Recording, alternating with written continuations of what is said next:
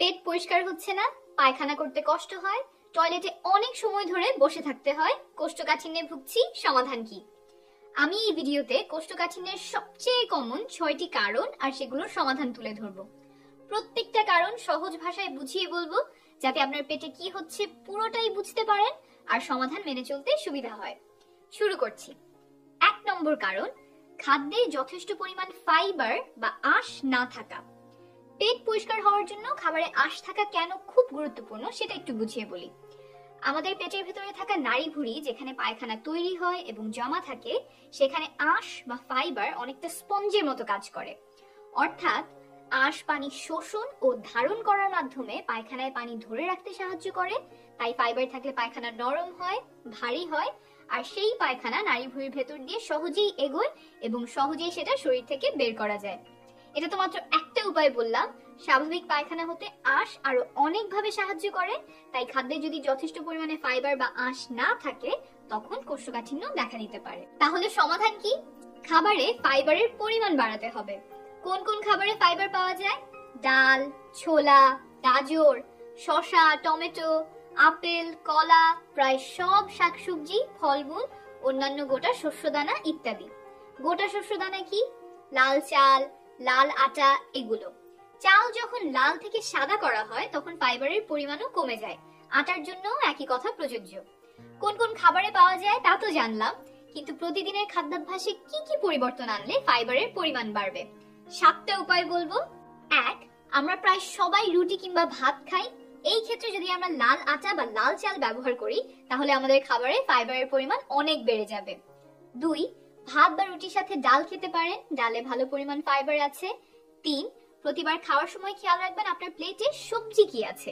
প্রতিবেলায় যদি সবজি খেতে পারেন তাহলেও অনেক ফাইবার পেটে যাবে। 4, সবজির তরকারি না খেতে চাইলে বা সবজি রান্না করা না হলে আরেকটা উপায় আছে। শসা, গাজর, টমেটো কেটে সালাদ বানিয়ে ফেলতে পারেন। পেটের একপাশে ভালো পরিমাণে সালাদ নিয়ে খাওয়া শেষ করলে সেখান থেকেও অনেক ফাইবার পাওয়া যাবে। 5, নাস্তা খাওয়ার সময় একটা ফল যেমন কলা, আপেল বা নাশপাতি খেতে পারেন। অল্প করে বাদাম খেতে পারেন, সাথে ওটসও খেতে পারেন যদি ভালো লাগে, বুট বা ছোলাও খেতে পারেন। 6, যেসব ফল আর শাকসবজি খোসা সহ খাওয়া যায় সেগুলো খোসা সহই খাওয়ার চেষ্টা করবেন, যেমন আপেল, টমেটো, খোসা সহ আলু, কারণ খোসাতে ফাইবার থাকে। তবে খোসা সহ খেলে অবশ্যই ভালো করে সেগুলো ধুয়ে নেবেন। 7, যখন সম্ভব ফল বা সবজি আস্ত রেখে খাওয়ার চেষ্টা করবেন।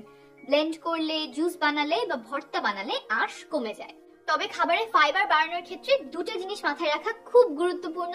প্রথমত, হঠাৎ করে খাবারে ফাইবারের পরিমাণ বাড়ালে অনেকের বায়ুর সমস্যা দেখা দেয় বা পেট ফাঁপা লাগতে পারে। তাই ধীরে ধীরে খাবারে ফাইবারের পরিমাণ বাড়াবেন।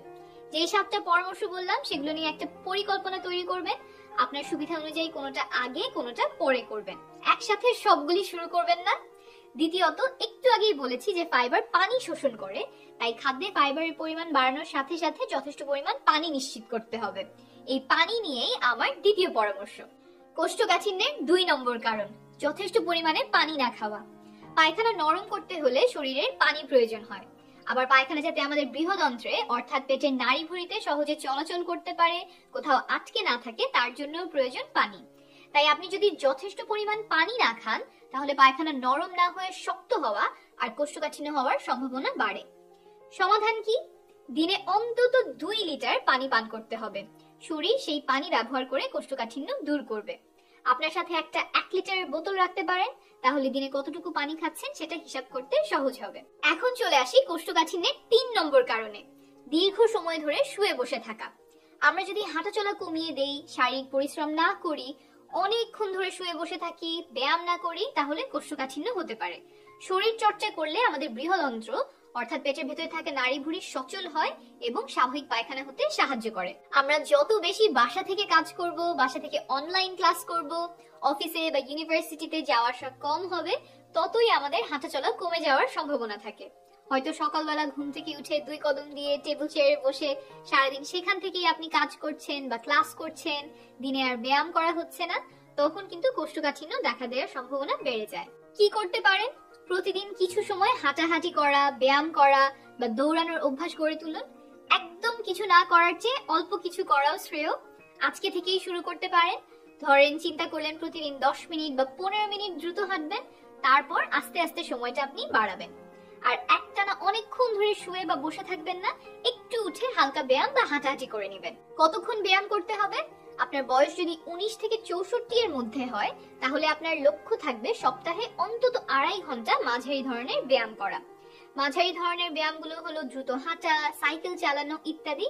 যদি তার চেয়ে বেশি খাটুনির ব্যায়াম করেন, যেমন দৌড় দেয়া, ফুটবল খেলা, দড়ি লাফানো, তাহলে আপনার লক্ষ্য হবে সেগুলো সপ্তাহে অন্তত 1.5 ঘন্টা করে করা, অর্থাৎ সপ্তাহে 75 মিনিট। 4 নম্বর কারণ, পায়খানার চাপ আসলে টয়লেটে না যেয়ে তা প্রায়শই চেপে রাখা। পায়খানা না করে আটকে রাখলে দিন দিন শরীর সেটা থেকে পানি শুষে নেয়, ফলে পায়খানা ক্রমেই শক্ত হতে থাকে। সেটা শরীর থেকে বের করা খুবই যন্ত্রণাদায়ক হয়। কি করবেন? পায়খানার চাপ আসলে বেশি দেরি করবেন না, বাথরুমে চলে যাবেন। যাদের কোষ্ঠকাঠিন্য রোগ আছে তাদের জন্য আমরা প্যানে যেভাবে বসি সেই দেহভঙ্গিটা পায়খানা করার জন্য সবচেয়ে ভালো। তাই যদি সম্ভব হয় কমোডে না বসে প্যান ব্যবহার করার চেষ্টা করবেন। কমোড হচ্ছে এইটা আর প্যান হচ্ছে এইটা। তবে বাসায় যদি প্যান না থাকে বা কমোড ব্যবহার করতেই হয়, তাহলে যেটা করতে পারেন সেটা হলো পায়ের নিচে ছোট্ট টুল দিয়ে পা উঁচু করতে পারেন, হাঁটু দুটো কোমরের ওপরে তোলার চেষ্টা করবেন, সেটা দেখতে এমন হবে। 5 নম্বর কারণ, মানসিক চাপ, উদ্বিগ্নতা ও বিষণ্ণতা। আপনি যদি অনেক মানসিক চাপে থাকেন বা উদ্বিগ্নতা কিংবা বিষণ্ণতায় ভোগেন, তাহলে কোষ্ঠকাঠিন্য দেখা দিতে পারে। কি করতে পারেন? মানসিক প্রশান্তি আনে এমন কিছু কাজ করার চেষ্টা করবেন। সেটা হতে পারে আপনজনের সাথে সময় কাটানো। আর যদি আপনি বিষণ্ণতা বা ডিপ্রেশন অথবা উদ্বিগ্নতা বা অ্যাংজাইটি রোগে ভুগে থাকেন, তাহলে সেই রোগের চিকিৎসা নেবেন। আপনার মানসিক অবস্থার উন্নতির সাথে সাথে কোষ্ঠকাঠিন্য আস্তে আস্তে সেরে উঠবে। 6 নম্বর কারণ, কিছু ওষুধ। নির্দিষ্ট কিছু ওষুধের পার্শ্ব প্রতিক্রিয়া হিসেবে কোষ্ঠকাঠিন্য হতে পারে, যেমন ট্রামাডল বা ওপিয়েট জাতীয় ব্যথার ওষুধ, আইবুপ্রোফেন, আয়রন বা ক্যালসিয়াম সাপ্লিমেন্ট ইত্যাদি। 5টার বেশি ওষুধ খেলেও কোষ্ঠকাঠিন্য হওয়ার সম্ভাবনা বাড়ে। সমাধান কি?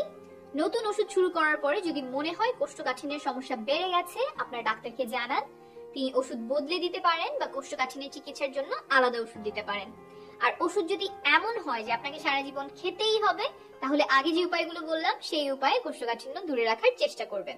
সাধারণত কোষ্ঠকাঠিন্য কোনো গুরুতর রোগের কারণে হয় না, তবে কিছু ক্ষেত্রে রোগের কারণেও কোষ্ঠকাঠিন্য হতে পারে, যেমন থাইরয়েডের সমস্যা থাকলে, ডায়াবেটিসের রোগ হলে ইত্যাদি। কোষ্ঠকাঠিন্য হলে কখন ডাক্তারের সহায়তা নেবেন? যদি ঘরোয়া উপায়ে সমাধান না হয়, যদি দীর্ঘদিন যাবত নিয়মিত কোষ্ঠকাঠিন্য রোগে ভোগেন বা পেট ফাঁপা লাগে, অনেক দিন কোষ্ঠকাঠিন্য থাকার পর যদি ডায়রিয়া শুরু হয়, যদি পায়খানার সাথে রক্ত যায় বা পায়খানা কালো হয়, পায়খানার রাস্তায় যদি ব্যথা হয়, কোষ্ঠকাঠিন্যের সাথে যদি পেট ব্যথা হয় বা জ্বর আসে, যদি সারাক্ষণ ক্লান্ত লাগতে থাকে, যদি ওজন অনেক কমে যায় কোনো কারণ ছাড়াই বা কোনো চেষ্টা ছাড়াই, যদি রক্তশূন্যতায় ভোগেন, এসব লক্ষণ দেখা দিলে দেরি না করে একজন ডাক্তারের সহায়তা নেবেন। নিরাপদে থাকবেন। শীঘ্রই আবার দেখা হবে।